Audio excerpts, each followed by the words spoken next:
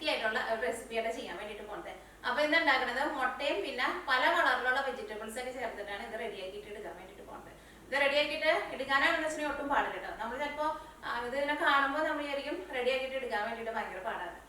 അങ്ങനെ റെഡിയാക്കിയിട്ട് എടുക്കാൻ വേണ്ടിയിട്ട് അധികം വലിയ പാടൊന്നുമില്ല. കുറച്ച് വെജിറ്റബിൾസ് ഒക്കെ നല്ല പൊടിയായിട്ട് കട്ട് ചെയ്യണമെന്നുള്ളൂ. പിന്നെ അത് നമ്മൾ റെഡി ആയി കഴിഞ്ഞ് കഴിയുമ്പോൾ കേക്കൊക്കെ കട്ട് ചെയ്യണ പോലെ ചെറിയ ചെറിയ പീസായിട്ട് ഇങ്ങനെ കട്ട് ചെയ്യാം. എന്നിട്ട് ചെറിയ ചൂടോട് കൂടിയിട്ട് കഴിക്കാം. എനിക്കുള്ള ഒരു ഇത് എല്ലാവർക്കും നല്ല ഇഷ്ടമായിരിക്കും. പിന്നെ നമുക്ക് ഒട്ടും സമയം കളയണ്ട റെഡി ആക്കിയിട്ട് എടുക്കുന്നേക്ക് നോക്കാം. പിന്നെ ഇവിടെ എൻ്റെ ബാക്കിൽ ഗ്ലാസ് കാണില്ല, അത് ജനലാട്ടോ. അവിടെ ഇങ്ങനെ മരങ്ങൾ കിടന്ന് അനങ്ങണത് കണ്ട. ഇവിടെ ഇപ്പോൾ ചെറുതായിട്ട് തണുപ്പ് തുടങ്ങിയിട്ടുണ്ട്. അപ്പോൾ പുറത്തേക്ക് ഇറങ്ങുമ്പോൾ ചെറിയൊരു സ്വെറ്റർ ഇടണം. പിന്നെ 2 ദിവസമായിട്ട് അത്യാവശ്യം നല്ല കാറ്റൊക്കെ ഉണ്ട്. അപ്പോൾ ഇലകൾ കിടന്ന് അനങ്ങുന്നത് കേട്ടോ ബാക്കിൽ കാണുന്നത്. അപ്പോൾ ഈ നമുക്ക് ഒട്ടും സമയങ്ങൾ തന്നെ റെഡിയാക്കിയിട്ട് എടുക്കുന്നതിന് നോക്കാം.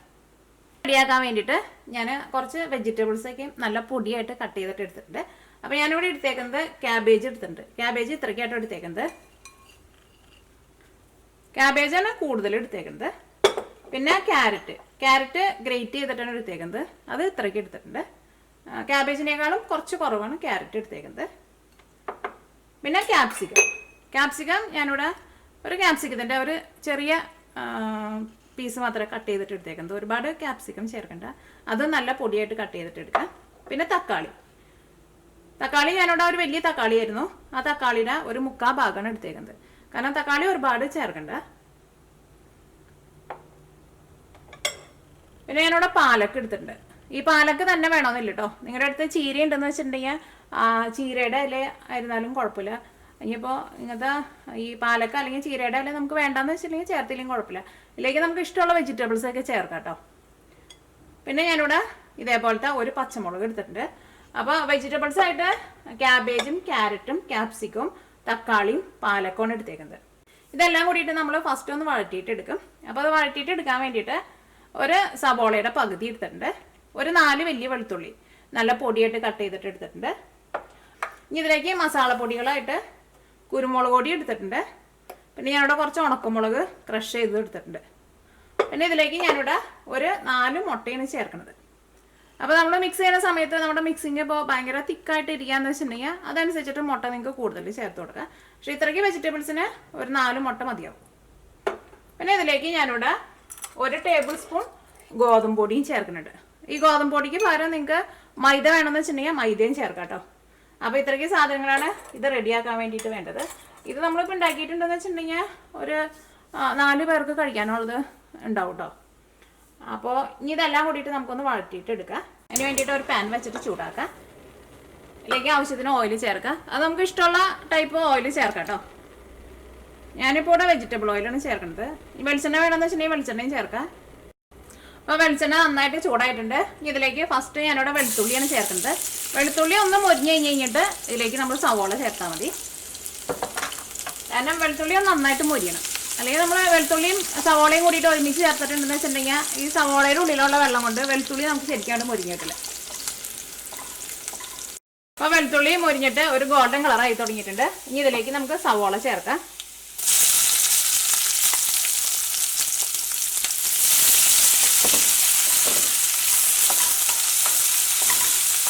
ഈ സവാള ഇതിന് കൂടി ഇട്ടിട്ട് ഒരു ഗോൾഡൻ കളർ ആവാൻ വേണ്ടിയിട്ട് നിൽക്കണ്ട. സവാള ഒന്ന് സോഫ്റ്റ് ആയിട്ട് വന്നാൽ മതി. അപ്പോൾ നമ്മുടെ സവാള ഒന്ന് സോഫ്റ്റ് ആയി തുടങ്ങിയിട്ടുണ്ട്. ഇനി ഞാൻ ഇതിലേക്ക് ഒരു 2 നുള്ള മഞ്ഞൾപ്പൊടി ചേർക്കുന്നുണ്ട്. അത് മഞ്ഞൾപ്പൊടി ചേർക്കുന്നത് ഞാൻ സ്റ്റാർട്ടിങ്ങിൽ പറഞ്ഞിട്ടുണ്ടായിരുന്നില്ല കേട്ടോ.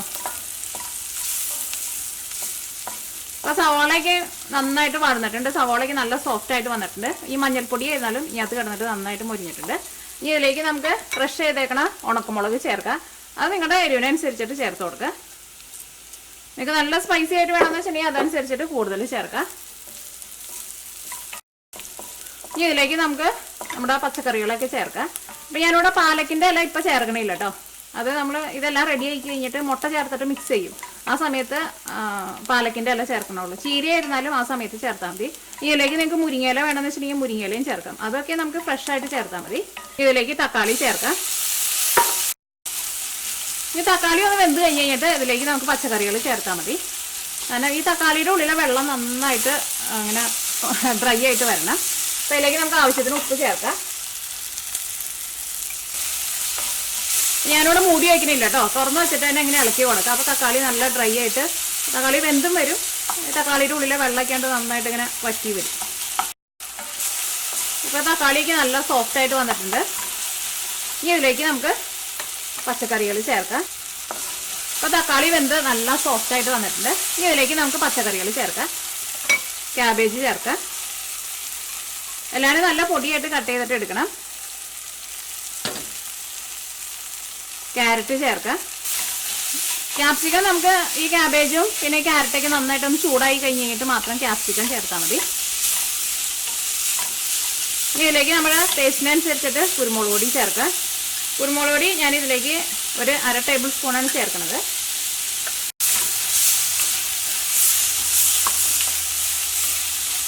ഈ തീ പതുക്കെ ഒന്ന് കുറച്ചിട്ട് മൂടി വയ്ക്കാം. ഇത് മൂടി വയ്ക്കാം. തീ പതുക്കെ ഒന്ന് കുറച്ചിട്ട് മൂടി വയ്ക്കാം.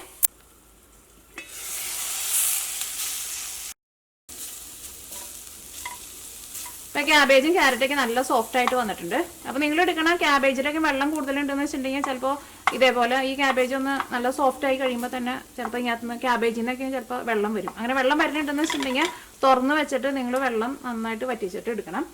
ഇനി ഇതിലേക്ക് നമുക്ക് ക്യാപ്സിക്കം ചേർക്കാം. ഇനി നമുക്ക് തീ ഓഫ് ചെയ്യാം. ക്യാപ്സിക്കം ചേർത്തിട്ട് നമ്മൾ വേവിക്കേണ്ട, ജസ്റ്റ് ഒന്ന് മിക്സ് ചെയ്ത് കഴിയുമ്പോൾ തീ ഓഫ് ചെയ്യുക. കാരണം ഇത് നമ്മളിനി മുട്ടയുടെ കൂടെ വെച്ചിട്ട് ഈ പച്ചക്കറികൾ നമ്മൾ ഒന്നും കൂടി ഒന്ന് വേവിക്കുമല്ലോ. പിന്നെ ക്യാപ്സിക്കത്തിനൊന്നും ഒട്ടും വേവില്ലല്ലോ. ഇനി നമുക്ക് ഇതിലേക്കുള്ള മിക്സിങ് റെഡി ആക്കിയിട്ട് എടുക്കാം. അപ്പോൾ നമ്മൾ ഈ വേവിച്ചെടുത്തേക്കണ ഈ വെജിറ്റബിൾസ് ഉണ്ടല്ലോ, ഇതൊരു പാത്രത്തിലേക്ക് പാർക്കാം. ഇതിനകത്തിങ്ങനെ പല കളറുകളൊക്കെ ആകുമ്പോൾ കാണാൻ വേണ്ടിയിട്ട് നല്ല രസമുണ്ട് കേട്ടോ. ഇനി ഇതിലേക്ക് പാലക്ക് ചേർക്കാം. പാലക്ക് എന്ന് വെച്ചിട്ടുണ്ടെങ്കിൽ സ്പിനാച്ച് കേട്ടോ.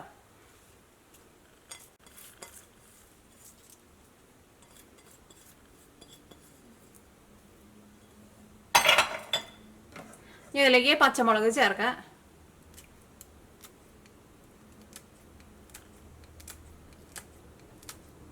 ഞാനിവിടെ 4 മുട്ടയാണ് ചേർക്കണത്.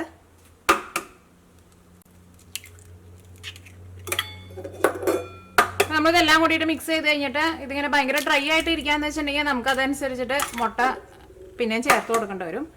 ഇതൊരു കറക്റ്റ് അളവിൽ 4 മുട്ട ശരിയായിട്ട് വരും. നമുക്ക് മിക്സ് ചെയ്ത് നോക്കാം.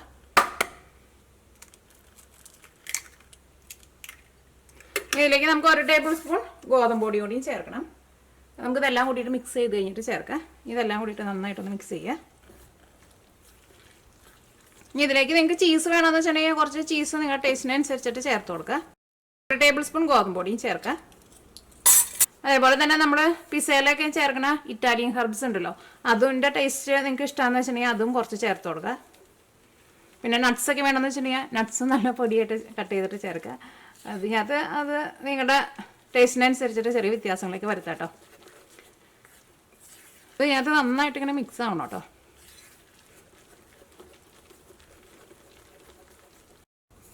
അപ്പോൾ നമ്മുടെ മിക്സിങ് റെഡി ആയിട്ടുണ്ട്. അപ്പോൾ ഇതിനകത്ത് ഉപ്പൊക്കെ നല്ല കറക്റ്റ് പാകമായിട്ടുണ്ട്. കാരണം നമ്മൾ ആ വെജിറ്റബിൾസിൽ ഉപ്പ് ഞാൻ ചേർത്തപ്പോൾ കുറച്ച് കൂടുതൽ ചേർത്തിട്ടുണ്ടായിരുന്നു. ഇനി ഇത് നമ്മൾ വേറൊരു പാത്രത്തിലേക്ക് പകർത്താൻ വേണ്ടിയിട്ട് പോകണം. നന്നായിട്ട് മിക്സ് ആവണം, പ്രത്യേകം ശ്രദ്ധിക്കുക. ഇതേപോലെ ഇനി ഇരിക്കണം കേട്ടോ. അപ്പോൾ നമ്മൾ പച്ചക്കറികളൊക്കെ എടുക്കുമ്പോൾ ചിലപ്പോൾ കൂടി പോയിട്ടുണ്ടെന്ന് വെച്ചിട്ടുണ്ടെങ്കിൽ ചിലപ്പോൾ ഇത് ഭയങ്കര തിക്കായിട്ടിരിക്കും. അപ്പോൾ നിങ്ങൾ അതനുസരിച്ചിട്ട് മുട്ട കൂടുതൽ ചേർത്തോ. ഇനി ഞാനിവിടെ മിക്സിങ് ഒഴിക്കാൻ വേണ്ടിയിട്ട് പോകുന്നത് ഇതേപോലത്തെ ഒരു ചെറിയൊരു പാത്രം കേട്ടോ ഇത്. അപ്പോൾ എടുക്കുമ്പോൾ ഇതേപോലെ കുറച്ച് കുഴിയുള്ള ഒരു ചെറിയ പാത്രം എടുക്കുക. അപ്പോഴായിരിക്കും നമ്മുടെ ഇത് റെഡി ആയിട്ട് വരുമ്പോൾ കുറച്ച് നല്ല തിക്കൊക്കെ ആയിട്ടിരിക്കുക. അല്ലെങ്കിൽ നമ്മൾ വലിയ പാനിലൊക്കെ ഇട്ടിട്ടുണ്ടെന്ന് വെച്ചിട്ടുണ്ടെങ്കിൽ അതിങ്ങനെ ഒട്ടും കനമില്ലാണ്ട് ഇരിക്കും. അപ്പോൾ അത് കഴിക്കാനാണെങ്കിൽ അത്രയ്ക്ക് ടേസ്റ്റ് ഉണ്ടാവില്ല, കാണാനാണെങ്കിൽ അത്രയ്ക്ക് ഭംഗി ഉണ്ടാവില്ല. അപ്പോൾ ഇനി നമുക്ക് തീ ഓണാക്കാം. ഇതിലേക്ക് കുറച്ച് ഓയിൽ ഒഴിക്കാം.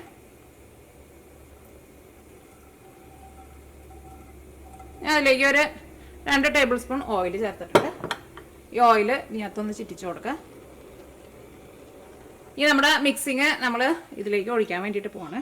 തീ പതുക്കെ ഒന്ന് കുറച്ച് വയ്ക്കാം.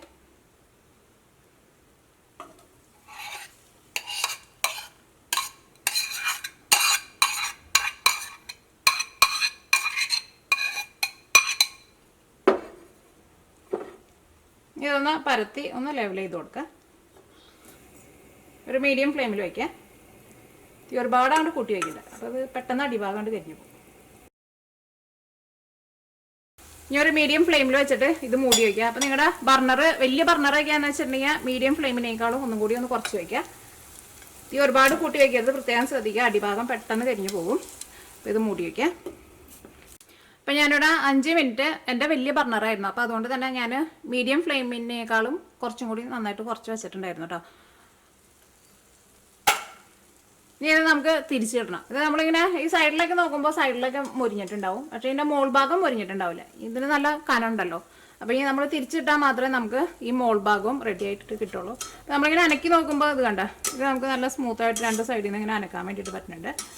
അപ്പോൾ ഇത് നമ്മൾ തിരിച്ചിടാൻ വേണ്ടിയിട്ട് പോവാണ്. അപ്പോൾ ഞാനിവിടെ ഇതിൻ്റെ സൈഡ് ഭാഗമൊക്കെ നന്നായിട്ട് മുരിഞ്ഞിട്ടുണ്ട്, മോൾ ഭാഗം മാത്രമാണ് മുരിയാനുള്ളത്. ഇനി നമുക്ക് കണ്ട് തിരിച്ചിടാം. തിരിച്ചിടുമ്പോൾ എങ്ങനെ വരുമെന്ന് അറിഞ്ഞൂടാ. സാധാരണ ഇടുമ്പോൾ കുഴപ്പമൊന്നുമില്ലാണ്ട് നല്ല ഭംഗിയിൽ കിട്ടാറുണ്ട്. ഇപ്പോൾ ക്യാമറ ഓണായിട്ടിരിക്കുമ്പോൾ എങ്ങനെ വരും എന്നുള്ള കാര്യം അറിഞ്ഞൂടാ. നോക്കട്ടെ.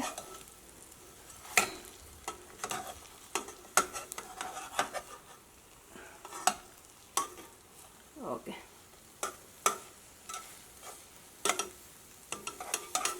അപ്പോൾ അത് കുഴപ്പമില്ലാണ്ട് തിരിച്ചിട്ടിട്ടുണ്ട്. ഇനി നമുക്ക് ചെറിയ തീയിൽ തന്നെ മൂടി വയ്ക്കാം. ഇനി നമുക്ക് ഒരു 5 മിനിറ്റ് കൂടിയും ചെറിയ തീയിൽ തന്നെ മൂടി വയ്ക്കാം. അപ്പം ഞാനിവിടെ തിരിച്ചിട്ട് കഴിഞ്ഞിട്ട് ഒരു 5 മിനിറ്റും കൂടിയും തീ നന്നായിട്ട് കുറച്ചിട്ട് മൂടി വെച്ചിട്ടുണ്ടായിരുന്നു. അപ്പോൾ നമ്മുടെ ഇത് 2 സൈഡും നന്നായിട്ട് വെന്തിട്ടുണ്ട്. ഇനി നമുക്ക് തീ ഓഫ് ചെയ്യാം. ഇനി അത് വേറെ പാത്രം വെച്ചിട്ട് പാത്രത്തിലേക്കായിട്ട് കമത്താൻ വേണ്ടിയിട്ട് പോകുന്നത്. അപ്പോൾ ഞാനിവിടെ ഇതേപോലെ തന്നെ ഒരു പാത്രം എടുത്തിട്ട് ഇതിങ്ങനെ വയ്ക്കാം.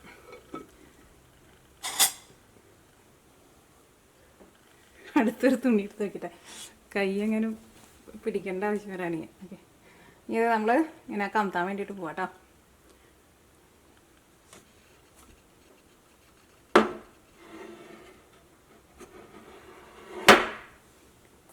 ഈ പൊന്തിച്ച് നോക്കട്ടെ എങ്ങനെയാന്ന് നോക്കട്ടെ. ഓക്കെ,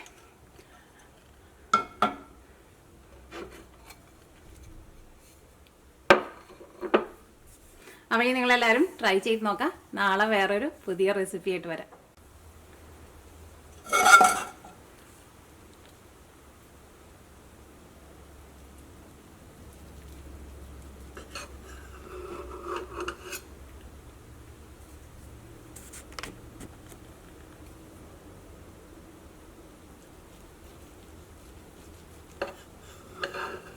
ചൂടോടെ ഇട്ടിട്ട് കഴിക്കാൻ വേണ്ടിയിട്ട് നല്ല ടേസ്റ്റ് ആയിരിക്കും കേട്ടോ.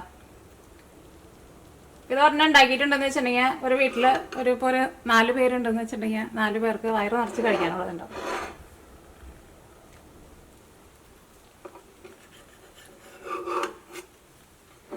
ഇങ്ങനെ കേക്ക് കട്ട് ചെയ്യുന്ന പോലെ ഇങ്ങനെ കട്ട് ചെയ്യുക, എന്നിട്ട് ഇങ്ങനെ ഓരോ പീസ് എടുത്തിട്ടുണ്ട് കഴിക്കാം. നല്ല ടേസ്റ്റ് ആയിരിക്കും.